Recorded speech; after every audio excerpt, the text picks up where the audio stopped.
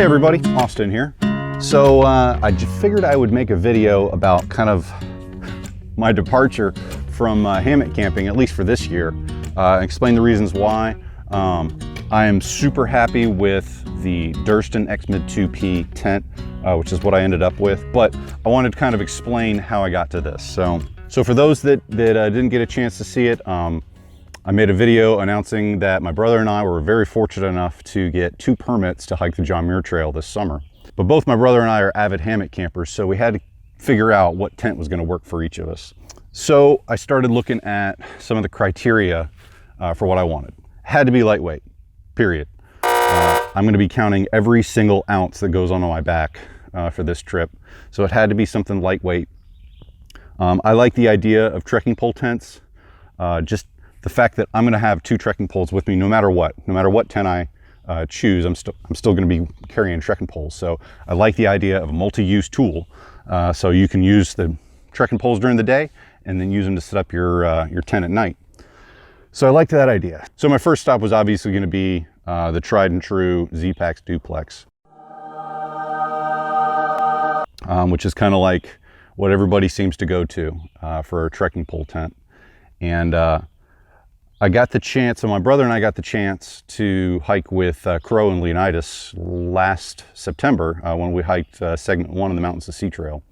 Both of them were sporting duplexes. And I have to say, super nice tents. I got nothing bad to say about them.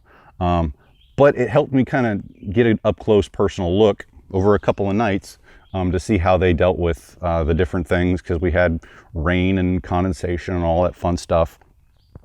And it seemed like the duplex needed a lot of tweaking to make it work.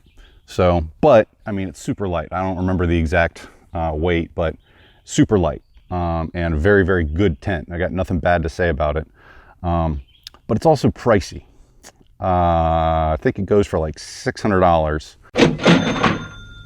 And so $600 for a tent for a hammock camper is a lot of money, because probably not going to be using it a whole lot after the John Muir Trail. It'll probably kind of be something I happen to use if I'm just trying to switch it up, but for the most part, not crazy about that price tag. So I started looking at some other options.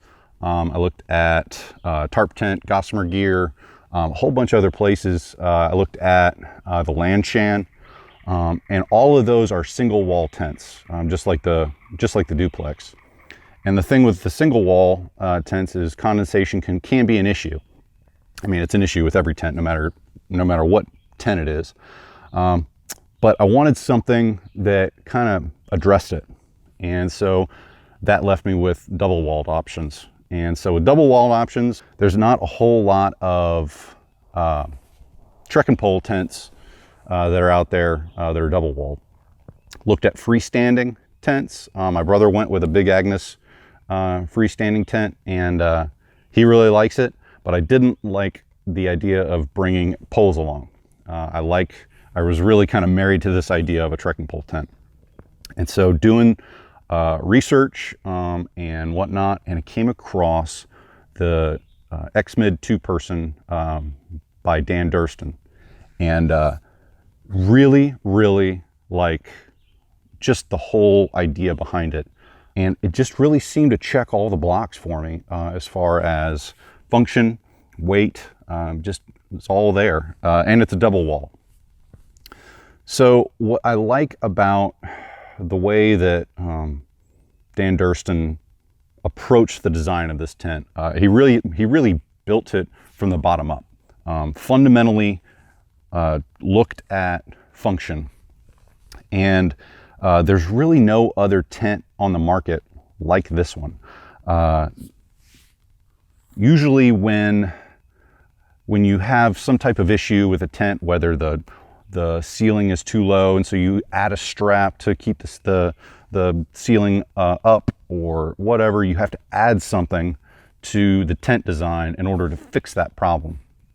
And the difference with the X-Mid design is that Dan, instead of adding something, he reapproached the problem as, well, how do you change the design so that you don't even need to add anything? So instead of adding something to fix a problem, he would remove something. And so that's how we really kept the weight down So the tent itself still has the standard rectangle base, but instead of putting the trekking poles at either end, the poles are actually on a diagonal axis. And what's really cool about that is that it negates the need for any guy lines. All the tent requires in order to be set up are 4 corners staked out. And then all you do is add the poles. For me, that was a huge selling point, because I want something that's going to be easy to set up, that I don't have to think about. There's not a lot of tweaking. I can set it up in the wind and the rain and whatever, and it's going to be there for me. So what's cool about that is that as you're setting it up, you can put one pole in there and it's going to completely stand up on its own. You don't have to worry about holding it while you set up the other pole. There's no guy lines. And then the other cool thing about the fact that the poles are at a diagonal axis is now just about every tarp, or just about every trekking pole tent you see, that pole is blocking the middle of your door, but not with this baby. You'll actually see that since the poles are at a diagonal axis, now that entire door is going to be free. You're not going to have a pole in front of it, which is pretty cool. Again, just rethinking the whole fundamental design of a tent, and coming up with something pretty revolutionary in my opinion. So pretty neat. So as far as weight goes, with the fly, with the main tent itself, with the bug net, and then it comes with 8 stakes. It comes out to about 40 ounces. So it's still going to be heavier than the duplex or pretty much any DCF tent out there, and it just is what it is. Dan is actually coming out with what he's calling the X-Mid Pro at some point, probably this year. That's going to be a single-walled DCF version of this. So that's going to be pretty cool. Probably not going to be for me, just because it's a single wall and I've already bought this. But neat that he's still trying to get that DCF version out there. But this is made out of polyester, and the cool thing about polyester is that it's going to shed rain and water very easily. So even if you've got condensation or moisture on the outside, you can almost shake it off in the morning, and it's going to dry off pretty well. I've had a couple handfuls of nights in this so far, so I feel like I'm at least able to give it an initial review. And had it in the rain, and I've had condensation and that kind of thing, and it's dried off pretty well. I've got a little camp towel that I've dried it off in the morning, and had no issues. The tent also has 2 vents on either side that help with the condensation, and then on the inside, this outer fly is held at least a couple of inches away from the bug net, so even if you do have condensation on the inside of the fly, it's not going to be an issue for you when you're sleeping. So that's pretty cool.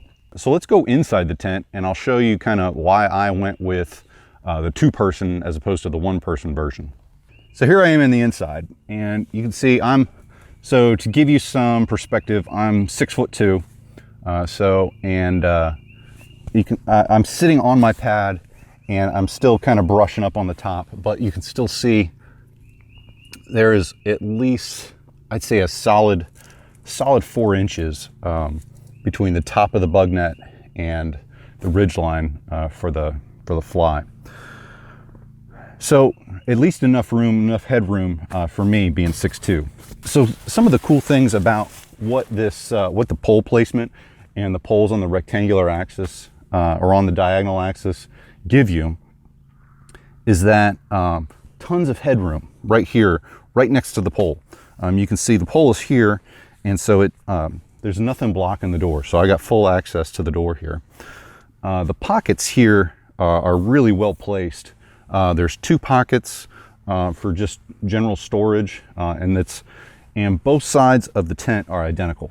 So you got the same door, same pockets, same setup on both sides. The reason I went with the 2-person versus the 1-person was that I just have to sleep diagonally, and I like a little more room. I feel like a fat kid sometimes, and so I like to spread out and kind of, like at night, I've got electronics that I'm trying to charge. and whatnot, and just like to have a little extra room and not feel so claustrophobic. So that's why I went with the 2-person. But what sleeping diagonally allows me to do is that I get all of the headroom here, where I'm right next to the pole, and that my feet also get all the extra room, which is helpful if there is condensation or anything dripping down from the fly. It's not going to get onto my sleeping bag and potentially get the sleeping bag wet.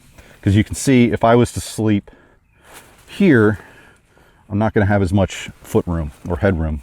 I like the pockets because as you're sleeping here, you know, this is essentially great for my phone right here, and then if I'm reading or whatever, I can put my headlamp right here so it's facing down. And then there's also ties right here if I wanted to put an internal ridgeline, hang anything. He's already put little D-rings right here to do that. I don't think I'm going to do that. But I like having these pockets here because in the middle of the night when nature calls, I don't want to be thinking about where my headlamp is or where my phone is or where my knife is or anything like that. It's all going to be easy to grab. And again, because the doors are identical, it doesn't matter how I set up, both sides are going to be the same. So that's pretty cool. I'm really liking it. The other thing that I really like about this, and it's kind of ingenious in its simplicity, are the way that the doors roll up and are secured. You can see it's just a little tensioner with some line and a loop, and that's all you need. There's no fancy clips, anything like that. And so yeah, it just makes it super simple to roll up. Just to kind of give a better visual of the inside, this is my Thermarest NeoAir X-Therm. This is a long and wide version because, like I said, I'm 6'2" and like a little extra room. And you can see that fits pretty much tip to tip. There's a little bit of extra room at the head, but if I really had to, I could fit 2 people in here in a pinch. It would just be a little crowded. And that's essentially the room I would have if I had purchased the 1-person. So definitely like having that extra space. So some of the other features of the tent while I'm out on the outside, I mentioned these vents, and they have their own little strut here that you can just pull out and Velcro on here. If the wind does get squirrely, you can, the tent doesn't need these guy lines to stand up, but if you want to do some reinforcement, you can pull these out and stake it down for just a little extra oomph in high winds. When my brother and I were camping up on Little Long Mountain in the Uaris, I ended up doing that on one side just because the wind was making me a little nervous. The other cool thing, I don't think I will use this feature a whole lot, but if you notice, the walls are pretty steep, and one of the other features that Dan thought about was shedding snow. So the walls are steep enough that the snow is not going to accumulate on your tent, at least in theory. So like I said, I've got probably over 100 miles with this tent specifically, a couple handfuls of nights, camped it in Uwharrie a couple of nights, and then took it out on our segment 4 of the Mountains of Sea Trail trip. So I've kind of got a little bit of a chance to get to know the tent and use it on a regular basis. And the only downside that I have come up with so far is, and it's kind of tied with its pros, it's got 2 humongous vestibules on both sides that I can pretty much fit all of my gear, so that in the event of a rainstorm or anything like that, it will keep all my stuff dry. But the laws of physics still apply, and so the fact that it's got all of this room means that it takes up a lot of space. There were a couple of times on our segment 4 trip where I had to find a specific spot that was going to be big enough to set up the X-Mid. So it takes up some real estate. So that is what it is. If you're going to have a bigger tent, you're going to have a bigger spot to pitch it. So, but that's it. That's out of all the times that I've set this thing up, that's the only thing I can come up with that I don't like about it. So it's lightweight for what it is. It's easy to set up. It's easy to take down. It's very intuitive as far as the design goes. It's just a great tent. And then the last thing that it was kind of a selling point for me was the fact that you can set it up with just the fly. So you don't even need the inner tent if you don't want it. I don't think I'll ever try to camp with just the fly, but what this does is, let's just say the heavens have opened up one morning and we're having a breakdown camp in the rain. One of the big benefits of hammock camping is that you can pretty much take down all your stuff and pack it up while you're still under a tarp, and then make the tarp the last thing that you pack, so that you're not getting all your stuff wet. And this actually allows you to do the same thing. This inner tent, all it does is it's just clipped in. So in theory, you can unclip it, pack up everything in your pack, and then the very last thing that you pack up is this outer fly. So that's really cool. I don't think there's any other trekking pole tent that you can do that with. So pretty neat, pretty intuitive. So that's my take on the Durston X-Mid 2-person. Absolutely love this thing. Cannot wait to get it out on the John Muir Trail. But yeah, it seems to check all my blocks. Easy to set up, lightweight, double walled, just a very intuitive design. The only other thing, I know I mentioned the real estate was a downside, but I bought this tent last fall, so fall of 2020. And since then, this tent has been discovered by the internet. And so they are very, very hard to come by. I bought this off of Drop when Dan was using Drop. I think he's got his own website now, durstongear.com. So that's where I will direct you for any more information on this tent. But yeah, they're pretty much sold out. And it's just like every other piece of outdoor gear. It's just on back order. So I imagine someday there will be enough to meet the demand. But right now not. So, but can't say enough good things about this tent. If you've got any other questions or anything like that, just leave them down below in the comments. Happy to answer them. I'm by no means an expert, but like I said, just kind of muddling my way through and learning from my mistakes. And yeah, I just love this thing. So that's all I've got. Hopefully you got something out of this. I'll see you out there. Thanks for watching.